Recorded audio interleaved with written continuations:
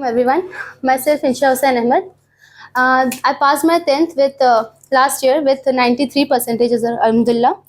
Today, now recently, currently I'm a NEET aspirant. आज जो हम यहाँ पे इकट्ठा हुए हैं 10th की प्रिपरेशंस के लिए लेके, आप लोगों ने ऑलमोस्ट आप लोगों का रिवीजन चल रहा होगा इस वक्त। आई होप आपका रिवीजन ही चल रहा होगा। प्लीज़ मैं आपको जब 10th के पर्सपेक्टिव से बोलूँ तो आपका सिर्फ रिवीजन चलना चाहिए। लास्ट का 1 मंथ प्लीज़ सिर्फ और सिर्फ रिवीजन को दे, क्योंकि जब आप कुछ नया टॉपिक पढ़ने लगे लास्ट के 1 मंथ में अगर आप कोई भी नया टॉपिक पढ़ें तो वो आपको याद होने के बजाय आप प्रीवियस क्वेश्चंस भूल जाएंगे। तो ज़रूरी है कि आप सिर्फ और सिर्फ रिवीजन पे ध्यान दें। दूसरी चीज़ ये कि आप लैंग्वेजेस को कितना फोकस कर रहे हैं वो बहुत इंपॉर्टेंट है। लैंग्वेजेस आपके 3 हैं, हिंदी, इंग्लिश, मराठी। सबका अलग अलग पर्सपेक्टिव है। किसी को मराठी ईजी लगती है, किसी को मराठी टफ लगती है। मुझे मेरे इनिशियल 10th में मराठी बहुत टफ लगती थी। मैंने मराठी को जी जान लगा के बहुत पढ़ाई की। मैंने मराठी पे वीकेस्ट सब्जेक्ट था मेरा। मैंने बहुत मेहनत करी। मेरा 52 आता था मराठी में आउट ऑफ 100। तो मैंने इतनी मेहनत करी, मेरा अल्हम्दुलिल्लाह 91 आया है 100 में से मराठी में। तो मैंने ये, और मेरा ओवरऑल परसेंटेज 94 आया। मेरे बेस्ट ऑफ 5 सब्जेक्ट में कोई भी ऐसा सब्जेक्ट नहीं था जिसमें मुझे 90 से कम मिला है। और मेरा बेस्ट ऑफ 5 वाला जो क्राइटेरिया था मुझे नहीं लगता मुझ पर एप्लीकेबल भी था, क्योंकि जो 6 सब्जेक्ट थे मुझे सब में 90 अबव मिला है। और मेरे जो इंग्लिश और हिंदी में मुझे 90 मिला है। 90 दोनों का कट एकदम 90 पे ही है। तो मुझे ऐसा लगा कि यार कोई एक सब्जेक्ट में कम होता और थोड़ा एक सब्जेक्ट में ज़्यादा हो जाता तो परसेंटेज और बूस्टअप हो जाता। जैसे अगर मैं मराठी पे इतना ज़्यादा फोकस ना करके हिंदी को थोड़ा सा और इम्प्रूव कर देती तो मेरा हिंदी में शायद 94 या 95 आ जाता, तो जिससे मेरा ओवरऑल परसेंटेज बूस्टअप हो जाता। अब हिंदी में 95 96 is not a big deal. मेरे काफ़ी फ्रेंड ने 96 भी लाया है हिंदी में, और मराठी में तो 91 इज़ अ बिग डील। अब साइंस और मैथ्स की बात करें। साइंस और मैथ्स में आपके 2 पार्ट्स है, science 1 science 2, maths 1 maths 2। 40 marks के पेपर होते हैं। आप ऑब्जेक्टिव्स को कितना टाइम देते हैं और अपने ब्रीफ क्वेश्चंस को कितना टाइम देते हैं। मैथ्स में मेरा अल्हम्दुलिल्लाह पेपर 1.5 से 1.25 घंटे के अंदर कंप्लीट हो जाता था। इतना आपको प्रैक्टिस करनी है, इतना आपको प्रैक्टिस करनी ही पड़ेगी। लैंग्वेजेस में 40 मार्क्स के होंगे। 40 प्रोज रहेगा, आपका पोएम रहेगा, prose I am saying sorry, passage, prose and वो रैपिड रीडिंग। ये 3 पार्ट फर्स्ट 40 मार्क्स में, राइटिंग स्किल और ग्रामर लास्ट 40 मार्क्स में। दोनों 40 मार्क्स को डिवाइड कैसे करें? आपको किसको कौन से 40 मार्क्स को ज़्यादा टाइम देना है? फर्स्ट 40 मार्क्स को आप 3 घंटे का पेपर होता है, राइट? 3 घंटे का ही हो रहा है, 3 घंटे का पेपर होता है। तो फर्स्ट 40 मार्क्स को आपको 1.5 घंटा नहीं देना है। राइटिंग स्किल को और ग्रामर को ज़्यादा टाइम लगता है। राइटिंग ग्रामर तो आपका फटाफट हो जाएगा, लेकिन राइटिंग स्किल में बहुत टाइम लगता है। राइटिंग स्किल्स को अच्छा करने के लिए आप बुक्स पढ़ें, बुक्स ज़्यादा से ज़्यादा पढ़ें। मेरे पास इतनी बुक्स थी, मैंने 12th की भी सारी, मैं जिस ट्यूशन में जाती थी, मेरी एक्स ट्यूशन थी जहाँ पे मैंने हर एक टॉपिक पढ़ डाला था। हर एक टॉपिक मैंने एक टॉपिक को 2 बार पढ़ डाला था। मुझे बोर होता था, मैं कॉमिक्स नॉवेल्स पढ़ना छोड़ दी थी। मैं सिर्फ और सिर्फ ये सब राइटिंग स्किल के पैसेज, लेटर्स हो गए, रिपोर्ट राइटिंग, और मुझे हर एक टॉपिक अभी तक याद है। मतलब मैं कोई भी अपने क्लासेस के प्रीलियम में जाती थी तो मुझे देखता था ये टॉपिक तो पढ़ा हुआ टॉपिक है। तो पढ़े हुए टॉपिक पे आपको लिखना ज़्यादा आसान, लिखना ऐसा क्यों, आपको पढ़ना ज़्यादा इंपॉर्टेंट क्यों? क्योंकि आपको एक दिमाग में पिक्चर बैठ जाती है। लाइक झाड़ान से महत्व। अब आपको पता है कि अब अगर आपने पढ़ा है झाड़ान से महत्व किसी भी बुक में, तो कहीं ना कहीं से आपको वो दिमाग में आ जाएगा कि झाड़ान से महत्व में आपको लिखना क्या है। ठीक है, आपको एक आइडिया मिल जाएगा कि आपको लिखना क्या है। ग्रामर की बात हो जाए तो हिंदी का grammar is the easiest grammar, easiest. और इंग्लिश के पास्ट ईयर क्वेश्चंस में तो जो पैसेज आए मेरे पेपर में, मैंने अपने पेपर्स भी लाए सारे बोर्ड्स के, बहुत ही संभाल के रखी थी मैंने मेरे पेपर्स में आप पैसेज देखेंगे ना तो उसमें दिया हुआ है right 4 adjectives from the passage. अब बच्चे को यही नहीं मालूम होगा एडजेक्टिव क्या है तो क्या होगा। तो आपको एडजेक्टिव का मतलब मालूम होना चाहिए। एडजेक्टिव क्या होता है? Quality of verb, noun, adverb is a quality of verb. तो आपको ये मालूम होना चाहिए कि एडजेक्टिव क्या है और एडवर्ब क्या है, ताकि आप उसको आइडेंटिफाई कर सकें।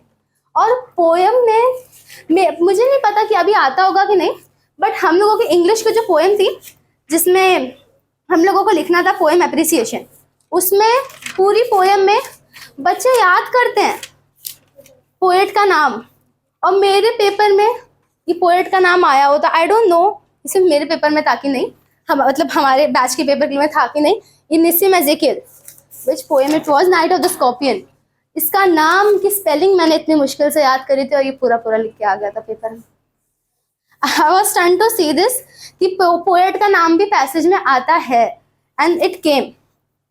बात की जाए एसएसटी में, SST one of my weakest subject of course, but geography का पेपर पिछले साल बहुत बहुत बहुत ईजी आया था। बट बस कैजुअल मार्किंग होनी चाहिए मैप पे, आपको मैप आना चाहिए। ज्योग्राफी की बात की जाए तो आपका मैप आना चाहिए। आपको टाइम मैनेजमेंट सबसे ज़्यादा तो इम्पोर्टेंटली आना चाहिए ज्योग्राफी के पेपर के लिए, कि आपको ज्योग्राफी के पेपर में सिर्फ और सिर्फ 8 + 6 14 मार्क्स के सिर्फ आते हैं आपको, theoretical question to write things, सिर्फ 14 मार्क्स के आते हैं। बाकी सब आपके objectives, marking on the map and map reading, 1 word के answers, nothing much to memorize on it. And history again is a theoretical question. You have to learn each and everything. Believe me, for my Marathi I did so much hard work कि मैंने ना हर एक स्वमत, you won't believe, मैंने हर एक स्वमत अपने rapid reading का हर एक answer word to word याद किया था। इनफैक्ट आई रिमेंबर शाल वाला जो आंसर ना, शाल व शालीनता, मुझे अभी तक याद है वो। And that answer, that question shall व शालीनता came exactly in the paper. The same textual question came in the paper. I don't think that it ever happened. I don't think so, क्योंकि मैंने PYQs भी solve किए थे और exact textual question स्वमत का कभी नहीं आया पेपर। एंड मेरे टाइम पे ये आया शाल व शालीनता में, ये देख के मेरा मराठी का पेपर मैं एकदम खुश हो गई स्टार्टिंग में। फटाफट से फिर मैंने ये पूरा स्वमत, अगर आपको याद है तो यू कैन इट, बट अभी टाइम नहीं है आपको याद करने का। You have to just read it out. अब आपके पास सिर्फ रीडिंग का टाइम है, सिर्फ रीडिंग का टाइम है कि आप क्या रीड कर सकते हो, क्या क्या अपने दिमाग में स्टोर कर सकते हो, बस। अब आपको याद करने, अब आप कोई भी टॉपिक याद करने जाओगे तो नहीं होगा। I am telling you frankly, अगर आप अभी याद कोई न्यू टॉपिक स्टार्ट करने जाए, जैसे आपने साइंस 1 का इलेक्ट्रिक मोटर स्किप कर दिया है फॉर एग्जाम्पल, मत स्किप करना, बहुत इंपॉर्टेंट है, मेरे पेपर में आया था वो। फॉर एग्जाम्पल अगर आपने वो स्किप कर दिया तो अब उसको पढ़ने मत जाओ, मतलब याद करने मत जाओ, जस्ट अंडरस्टैंड कि मोटर क्या करता है, क्या करता है मोटर, इलेक्ट्रिकल एनर्जी को मैकेनिकल एनर्जी में कन्वर्ट करता है। इतना आपको पता है बेसिक, उसका डायग्राम देख लो, क्योंकि आया था मेरे साइंस 1 के पेपर में कि identify the following diagram. I just show it to you. Identify the following diagram, this question came. 5 mark का जरूरी नहीं है कि explain electric motor will come, it can come like this, दिया हुआ ये diagram, identify, write the principle, what is the principle, it converts electrical energy into mechanical energy, write the use of the, write the working नहीं आती आपको, 1 mark का question है ये, 5 mark का जो आता है ना लास्ट में एनीवन, उसमें का क्वेश्चन है ये, any one of the following. फिर भी मैंने यही वाला किया था क्योंकि मुझे ये इतना बहुत श्योर नहीं थी मैं इसके बारे में।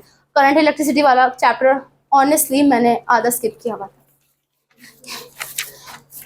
और क्योंकि हमारा 25% रिड्यूस सिलेबस था, आपको 5 मिनट एग्जामिनेशन हॉल में जाएंगे तो आपको 5 से 10 मिनट मिलता है क्वेश्चन रीड करने के लिए। 10 मिनट पहले आपको मिल जाएगा क्वेश्चन पेपर, आंसर शीट।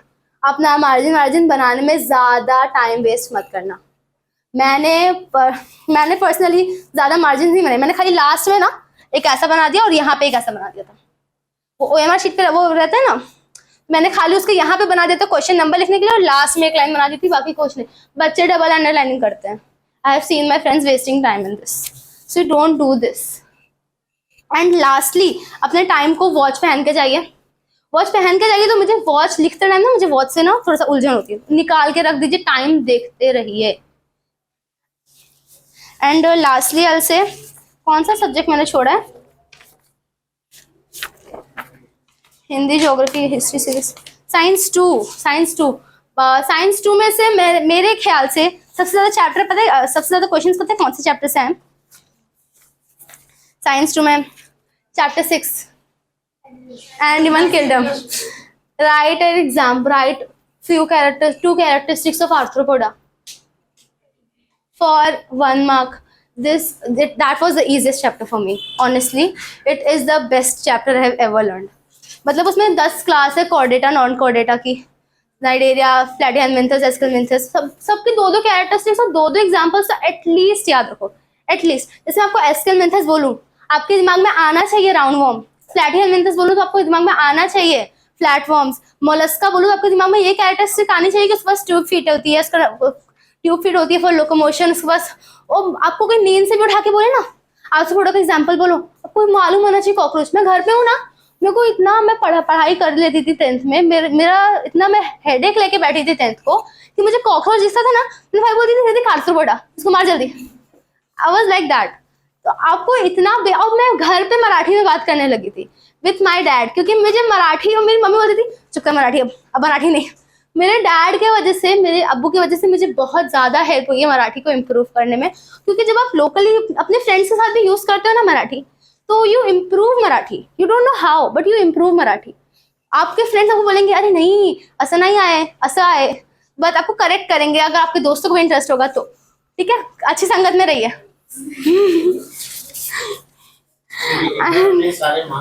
मेरे मार्क्स मैं साइंस में, साइंस 1 साइंस 2 अकोमोडेटिवली 97 आए. मैथ्स में 96 आए, which was very not good for me that much, क्योंकि मैंने 100 की प्रिपरेशन करी थी मैथ्स में. मैंने बहुत ज़्यादा टाइम दिया था मैथ्स को, 100 मुझे आना चाहिए था बट 96 आया.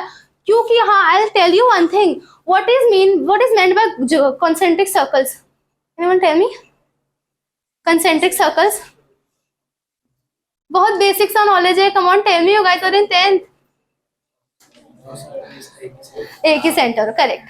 2 सर्कल्स जिसका एक ही सेंटर हो. हम ज्योमेट्रिक कंस्ट्रक्शन में सर्कल्स वाला चैप्टर है, राइट? सर्कल्स को स्किप मत करना, मत करना, बहुत ज्यादा इंपॉर्टेंट है, बिल्कुल स्किप मत करना. कंसेंट्रिक सर्कल्स का मतलब देखो, हम लोगों को जब टैंजेंट वाला था ना, टैंजेंट वाले सर्कल में ऐसे सर्कल था and you have to make a tangent like this, right?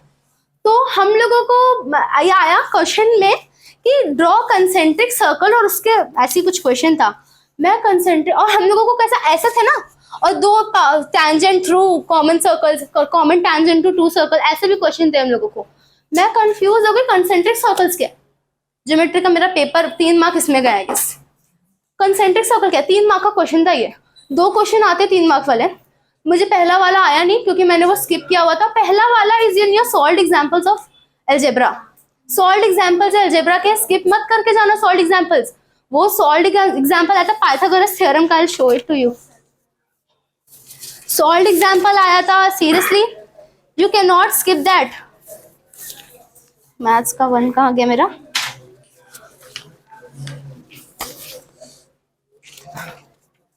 हाँ, you can not miss solved examples. सी कहाँ गया वो मेरा क्वेश्चन?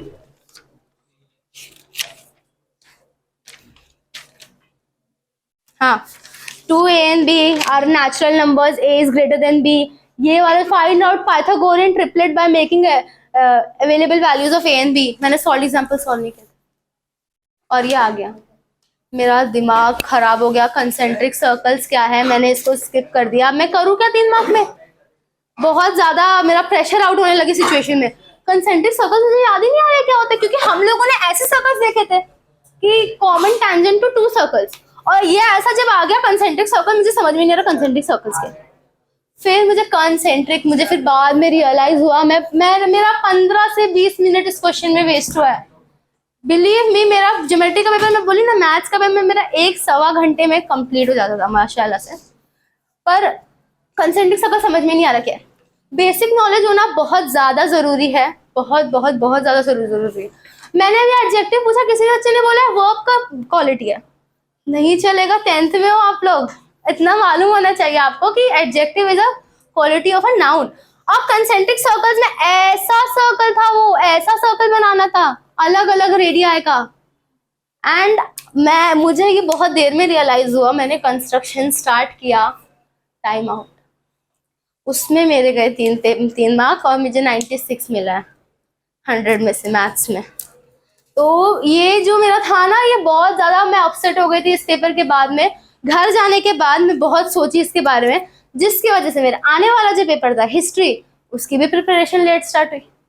ज़्यादा सोचो मत, एग्जामिनेशन हॉल से निकले ज़्यादा से ज़्यादा 15-20 मिनट सोचो अपने प्रीवियस पेपर का, सब भूल जाओ। न्यू पेपर आने वाला है कल उसकी प्रिपरेशन करो, स्टार्ट करो अब उसकी प्रिपरेशन, ज़्यादा टाइम नहीं रहता है।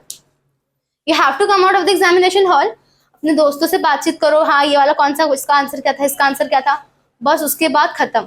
यू हैव टू स्टार्ट, घर पे जाओ तो गूगल करते बैठोगे what is Python, what is the concentric circle, अभी फिर आपको पछतावा होगा। मैं तो इसके पछतावे में आधा घंटा रोई हूँ भाई, बोली अरे अल्लाह इसका कॉन्सेंट्रिक सर्कल ऐसा था, फिर ऐसा हुआ, मेरा इतना टाइम वेस्ट हुआ। टाइम वेस्ट नहीं करना आपको घर पे जाते साथ खाना खाओ, टेक अ रेस्ट आपका। और सबसे इंपॉर्टेंट बात, 10 से 2 का टाइम स्लॉट रहता है बोर्ड एग्जाम्स का, यू नो गाइस नो ना। तो अभी सोना बंद कर दो उस टाइम पे, और उस टाइम पे हर दिन एक पेपर तो कम से कम सॉल्व करो। कम से कम का क्राइटेरिया बता रही हूँ मैं, एक पेपर कोई भी सब्जेक्ट का उठाओ और सॉल्व करो। एक दिन में आपका हर सब्जेक्ट का रिवीजन नहीं होगा, ठीक है। एक दिन में अगर आप सोचो कि मेरा हर सब्जेक्ट का रिवीजन हो जाए तो नहीं होगा। आपको एक दिन में कोई एक सब्जेक्ट उठा लो, उसका कंप्लीट रिवीजन कर लो। और यूनिट वाइज अगर लैंग्वेज का रिवीजन करना है तो आई से आप एक ना पार्ट्स का बनाओ, यूनिट का मत रिवीजन करो, पार्ट्स का करो। इन द सेंस पैसेज वाला पार्ट आप एक दिन रिवाइज करो, एक दिन बहुत ज़्यादा हो गया, टाइम नहीं है आप लोगों के पास, तो 1-2-3 घंटे में पैसेज वाला रिवाइज करो, फिर पोएम का रिवाइज करो, फिर राइटिंग स्किल रिवाइज करो, फिर ग्रामर वाला पार्ट रिवाइज करो, सारा ऐसे रिवाइज करो। आप कोई यूनिट मत बना के बैठो कि मैं पहले ये यूनिट रिवाइज करूंगा, फिर ये यूनिट रिवाइज करूंगी, फिर ऐसा, फिर मैं तब सारे पोएम्स का एग्रीगेट वो रिवाइज करो, सारे पैसेजेस का एग्रीगेट रिवाइज करो, फिर राइटिंग स्किल्स को देखो। और ये सोच के जाना है आपको, हिंदी मराठी में लेटर्स के 2 ऑप्शन आते हैं, फॉर्मल या इनफॉर्मल। सबने सोच लिया कौन सा लिखना है? आई विल सजेस्ट फॉर्मल लिखो, और फॉर्मल और इनफॉर्मल में ही ऑप्शन आता है। मैंने कभी नहीं देखा कि इनफॉर्मल और इनफॉर्मल में ऑप्शन आया, फॉर्मल और फॉर्मल में आया। फॉर्मल और इनफॉर्मल में ही आता है, कोई एक पे स्टिक रहो। आई से फॉर्मल, क्योंकि फॉर्मल में आपको ज्यादा लिखना नहीं है, फॉर्मेट ज्यादा है और राइटिंग पार्ट पैसेज कम है, तो वो उस पर ज्यादा स्टिक टू रहो, क्योंकि फॉर्मल इजी टू राइट है। महानगर पालिका को कचरा हो गया इकट्ठा, बिजली बंद है, चोरी हो रही है, मैंने इतने सारे ये सब फॉर्मल लेटर तो बहुत सारे मैंने प्रैक्टिस किए। लेटर्स की प्रैक्टिस करो, फिर हर चीज़ की आपको प्रैक्टिस तो करनी पड़ेगी। अब इंजन तो चलाना पड़ेगा, बहुत कम टाइम बचा है। कितने तारीख का एग्जाम स्टार्ट है? 3 मार्च, बहुत कम टाइम है, को स्टार्ट करना पड़ेगा फिर आज से, ठीक है। So I will say only this much, thank you for your utmost attention. मैंने अपना फेलिसिटेशन छोड़ के आया, एक्चुअली मेरे 4:30 बजे का स्कूल में फेलिसिटेशन था, I am going right now. Okay, thank you so much everyone.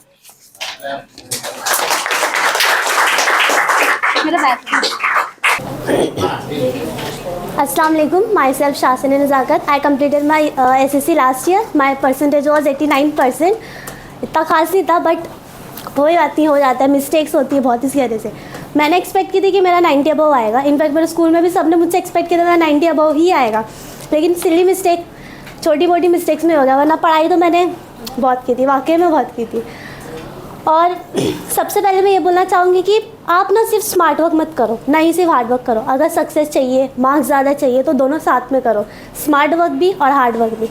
बोलने का मतलब ये कि hard work in the sense मैंने जो की थी, सिर्फ पढ़ना, साइंस पढ़ना, मैथ्स पढ़ना, ये करना वो करना, सिर्फ पढ़ाई नहीं होती है, आपको स्मार्ट वर्क भी करना होता है। Smart work in the sense आपका जो अभी उसने बताया कि चैप्टर था साइंस 2 का, एनिमल किंगडम।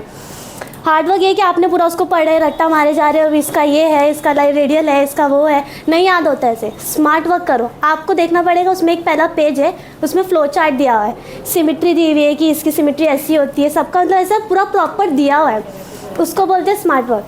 तो वहाँ से याद करो, आप उसको पूरा समझो कि कहाँ कौन सा है, रेडियल वाला इसमें है, प्लेटियल मीन्स वाले में इसमें, रट्टा मत मारो, उसको बोलते हैं स्मार्ट वर्क करना। दूसरा, मैथ्स के लिए मैं ये बोलना चाहूँगी कि मैथ्स में ना होता है पूरा साल आप प्रैक्टिस सेट, प्रॉब्लम सेट, रट्टा मारते हो, इतनी प्रैक्टिस करते हो कि पता है आप प्रैक्टिस सेट का क्वेश्चन तो बोले कि इसका आंसर ही है, इतनी प्रैक्टिस कर रहे हो, लेकिन आप सॉल्व एग्जाम्पल नहीं करते हो। मैं कोई क्लासेस नहीं गई थी, मैं कोई ट्यूशन नहीं गई थी, मैंने सेल्फ स्टडी करी थी। और मेरी बहन ने मुझे बोली थी कि मैथ्स का जो पेपर होता है सॉल्व एग्जाम्पल करना, क्योंकि वो बच्चे कोई नहीं करते। और आप लोग यकीन नहीं करोगे, ज्योमेट्री का जो पेपर सर्कल है ना, उसमें सॉल्व एग्जाम्पल में से आया था। मेरे दोस्त लोग मुझे नीचे पढ़ते, कहाँ से आए, तो बाहर से आया था। एंड आई वाज लाइक कि बाहर से नहीं है, ये बुक का ही है। और मैंने उनको दिखाई कि सॉल्व एग्जाम्पल में था। और हम लोग सब चौंक गए कि ये कहाँ से आया, कहाँ से आया, कहीं से नहीं था, बुक से था। और मैंने वो बुक से करके गई थी। और एक मेरा सर्कल का मैंने सॉल्व एग्जाम्पल एक दिन पहले की थी, बाकी सबका मैंने सब पहले कर चुकी थी। सॉल्व एग्जाम्पल ही रट्टा मारती, मेरी बहन मुझे बोलती थी वो कर, वो आता ही आता है, बच्चे उस पर ध्यान नहीं देते और वही आता है। प्रैक्टिस और प्रॉब्लम सेट तो रट्टा हो ही गया होगा। और मराठी के लिए, मराठी मेरा वीकेस्ट सब्जेक्ट है, बहुत ज़्यादा वीक है। मेरा इतना वीक है कि मेरा मराठी में वाकई में बहुत कम आता था। मैं 8th स्टैंडर्ड से सोच रही थी मराठी सीखूँ। अब मराठी सीखने के लिए आप आइडियाज़ पूछते हो। मैंने अपनी मराठी टीचर, बहुत फ्रेंडली थे वो, उनसे पूछी कि मराठी कैसे सीखते हो। उन्होंने बोला कि मराठी सीरियल्स देखो, मराठी सॉन्ग सुनो, मराठी मूवीज़ देखो, मराठी में बात करो। अब मराठी इम्प्रूव करनी थी। मेरा 8th स्टैंडर्ड से सपना रहा था कि मेरा 10th में ना 90 तो आने ही चाहिए, लेकिन नहीं आया। आ गया, मतलब पास में ही आया, लेकिन 90 नहीं आ पाया। वो मेरी मिस्टेक की वजह से हुआ। मराठी इम्प्रूव करने के लिए मैंने बहुत कुछ किया। मैं गूगल ट्रांसलेट पे जाती थी, बेसिक्स ग्रामर्स होते, ही, शी, देयर वगैरह सबको सर्च करती थी और पूरा लिखती थी। मुझे उससे मराठी नहीं सीख पाई, तो मैं अपनी मिस को बोलती, मिस आप मुझसे रोज़ कन्वर्सेशन क्या करो, मराठी में हम लोग बात करेंगे। मेरे पापा को भी मराठी आती है, बट इतना कन्वर्सेशन हो नहीं पाता है पापा से, वो बिज़ी होते। तो मिस से कन्वर्सेशन में नहीं हो पाता था। सीरियल देखना स्टार्ट किया हमने मराठी में, वो नहीं देख पाए। अरे देख भी नहीं पाओगे, आपको जो चीज़ नहीं पसंद आप ज़बरदस्ती देख रहे हो वो नहीं हो पाता है। मैं छोड़ दी, मैंने स्टार्टिंग में 1 मिनट मुझे समझा भी नहीं, मैंने हटा दी। मराठी के लिए स्वमत वगैरह जो होते हैं वो मैंने रट्टा नहीं मारी थी, क्योंकि बहुत सारे स्वमत होते हैं, बहुत सारे वो होते हैं, अपने खुद से लिखना होता है, तो वो सब नहीं हो पाता। स्थूलवाचन मैंने बहुत रट्टा मारी थी, हर एक आंसर को एकदम पुख्ता कर दी थी। और स्वमत के लिए मैं बताती हूँ, वो आपकी जो डाइजेस्ट होगा या वर्कबुक होगी, उसकी स्टार्टिंग में ना समरी दी होती है हर चैप्टर और हर पोएम की, वो आप याद कर लो। आप स्वमत में अगर कितने मार्क्स आता है, ज़्यादा 3 मार्क्स का आता है। अगर आपने वो समरी लिख दी कि कौन से इस पोएट का नाम क्या था, इस राइटर का नाम क्या था, उसने क्या बताने की कोशिश किया, वो समरी में दिया हुआ है। कितने 6 लाइन का होता है, उसमें दिया होता है राइटर का नाम दिया होता है और उस चैप्टर के बारे में क्या है वो 6 लाइन में पूरा दिया होता है। आप उसको रट्टा मारो और स्वमत वगैरह में ये लिखो। भले स्वमत में सेल्फ रिस्पॉन्स होता है, कुछ और पूछता है, बट अगर आप उतना भी लिखोगे आपको 1 मार्क्स तो मिल जाएगा। 3 मार्क्स गंवाने से अच्छा तो 2 ही गंवा लो, एक तो मिल ही रहा है। 1 मार्क्स भी बहुत इंपॉर्टेंट होता है। और लैंग्वेज सब्जेक्ट जो होते हैं, हिंदी, इंग्लिश, मराठी, मेरा वीकेस्ट सब्जेक्ट मराठी, तो मेरा मराठी में ज़्यादा है। तीनों में देखा जाए तो मराठी में ज़्यादा है, 85 अबव था। और बाकी हिंदी और उसमें 85 अबव कम था, 85 से कम था। सो मराठी के लिए तो मैंने ये बताया कि आप वो समरी हो, पैसे वो रट्टा मारो अगर आपको मराठी वीक है तो। और एप्रिसिएशन के लिए, मराठी के एप्रिसिएशन के लिए वो लाइन्स होती ना, उनका मतलब बताओ। एप्रिसिएशन में ये भी आता है, वो लाइन का मतलब आप याद रखो, मीनिंग क्या होता है वो मराठी में याद रखो। और अगर आपको पूछे फेवरेट लाइन, उसमें आप वही लिखो, क्योंकि वो आपको आसानी पड़ेगी। आप फेवरेट लाइन अलग से याद करोगे, उस लाइन का मतलब अलग से याद करोगे, बहुत प्रॉब्लम हो जाती है, इसे याद भी नहीं होगी। तो पहली मराठी वीक है, ऊपर से वो भी, तो उससे प्रॉब्लम हो जाती है। सिर्फ वो याद करो और स्थूलवाचन रट्टा मारो, एकदम पक्का याद करो। स्थूलवाचन आते हैं, स्थूलवाचन ज़्यादा मार्क्स के लिए आते हैं। और ग्रामर अपना इम्प्रूव करो, राइटिंग स्किल पे ध्यान दो। राइटिंग स्किल में आपको एडवर्टाइजमेंट होता है ना, हाँ जाहिरात लेखन, उसके लिए आप लाइन्स याद करके जाओ। वो क्या, हम लोग क्या सोचते हैं, अरे जाहिरात लेखन है, आ जाएगा एग्जाम के टाइम पे, नहीं आता है। हम लोग को मराठी में आता है तेल के ऊपर, तेल का एडवर्टाइजमेंट करना था, वो हम कैसे करें। इससे लाइन्स याद करके जाओ मराठी के जाहिरात लेखन की। लेटर में उसमें जैसे सही बोली कि फॉर्मल रखो, बस फॉर्मल में मार्क्स ज़्यादा इंक्रीज़ होते हैं, चांसेस ज़्यादा होते हैं, क्योंकि आपको पहली मराठी नहीं आती है, उसमें पैराग्राफ इतना बड़ा लिखना, आप क्या लिखेंगे। फॉर्मेट देखो मराठी, इससे फॉर्मल लेटर चूज़ करो। और हिंदी हम लोग बोलते हैं कि बहुत इजी है, बहुत इजी है, लेकिन इजी है के साथ साथ थोड़ा वास्ट भी है, उसका ग्रामर बहुत होता है, राइटिंग स्किल ज़्यादा होता है और पैसेज वगैरह भी होता है। हम लोग बहुत लीलियंट लेते हैं हिंदी को, सोचते हैं हिंदी हमारी भाषा हमको आ जाएगी, बट ऐसा नहीं होता है। हिंदी में आपको अच्छे से ग्रामर पूरा समझना पड़ेगा, राइटिंग स्किल समझना पड़ेगा, मेन वर्ड होते हैं, हम कुछ उर्दू वर्ड भी डाल देते हैं, क्योंकि हमारी लैंग्वेज प्रॉपर हिंदी नहीं है, हमारी लैंग्वेज हिंदी और उर्दू है। और पेपर हिंदी का था, हम लोग को वर्ड्स देखने पड़ेंगे कौन सा हिंदी है कौन सा वो। और इंग्लिश के लिए मैं ये बोलूँगी, इंग्लिश में अगर आपका ग्रामर इंप्रूव है, आपकी लैंग्वेज अच्छी है इंग्लिश की, तो आपका राइटिंग स्किल तो ऐसी हो जाएगा। और पैसेज वगैरह में मिस्टेक नहीं करना, इंग्लिश में हम बहुत लीलेंट होते हैं, इंग्लिश और हिंदी को हम बहुत हल्के में लेते हैं, ऐसा नहीं, मराठी को ज़्यादा फोकस करते हैं, इंग्लिश हिंदी में भी ध्यान दो, देखो कौन सा ग्रामर कहाँ है, क्या यूज़ करना है।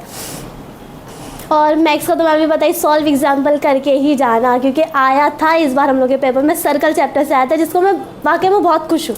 मुझे ऐसा लगा कि अगर मेरी बहन मुझे नहीं बताती सॉल्व एग्जाम्पल का, मैं भी बाकियों की तरह प्रैक्टिस सेट प्रॉब्लम से रट्टा मारती। तो सॉल्व एग्जाम्पल करो, और मैथ्स 1 के लिए भी और मैथ्स 2 दोनों के लिए। फिर ज्योग्राफी में कैसा, आप ब्राज़ील और इंडिया है ना, आपको इंडिया और ब्राज़ील का मैप है। इंडिया को तो रट्टा हो ही गया होगा, स्टेट्स वगैरह, किसका कैपिटल क्या है, कहाँ कौन सा है, वो सब। ब्राज़ील का भी रट्टा मारो, ब्राज़ील को हटके मत लो, तुमको क्या लगता है सिर्फ इंडिया का आएगा? नहीं, ब्राज़ील का इंप्रूव करो, ज़्यादा से ज़्यादा मैप्स वगैरह पे ध्यान दो, मैप्स प्लॉटिंग पे ध्यान दो, मैप रीडिंग पे ध्यान दो, मैप रीड कैसे करते हैं। मैं अपने लिए पता, अपनी सेल्फ स्टडी के लिए, अपने सेल्फ प्रैक्टिस के लिए 5-6 मैप्स लेके आती थी। ब्राज़ील के ज़्यादा लाती थी, इंडिया के कम। मुझे प्रैक्टिस करना होता, मैं प्लॉटिंग की प्रैक्टिस करती थी, और फिर क्या करती हूँ, जो प्लॉटिंग वाला है उसको सॉल्व करें। आपको एक ज्योग्राफी की बुक्स भी होती है, मैप बुक करके 100 पेजेस की होती है, हाँ, तो उससे प्रैक्टिस करो आप। मैप रीडिंग है तो आप देखो कौन सा बार ग्राफ है, कौन सा अलग ग्राफ है, ये मिस्टेक करते हैं। ज्योग्राफी और एसएसटी को बहुत हल्के में लेते हैं, ये मिस्टेक नहीं करना। हिस्ट्री, अब हिस्ट्री में कैसा है, हिस्ट्री में तो पूरा याद ही करना है, उसको समझिए क्या ही करेंगे हम लोग, समझ भी जाएगा तो नहीं लिख पाएंगे। हिस्ट्री में याद ही करना है, कौन सा ईयर है, कब क्या हुआ था, सब। हिस्ट्री और सिविक्स, पॉलिटिकल साइंस वो भी। और साइंस 1 एंड साइंस 2, साइंस 1 मेरा थोड़ा वीक था, उसमें फिज़िक्स वगैरह था।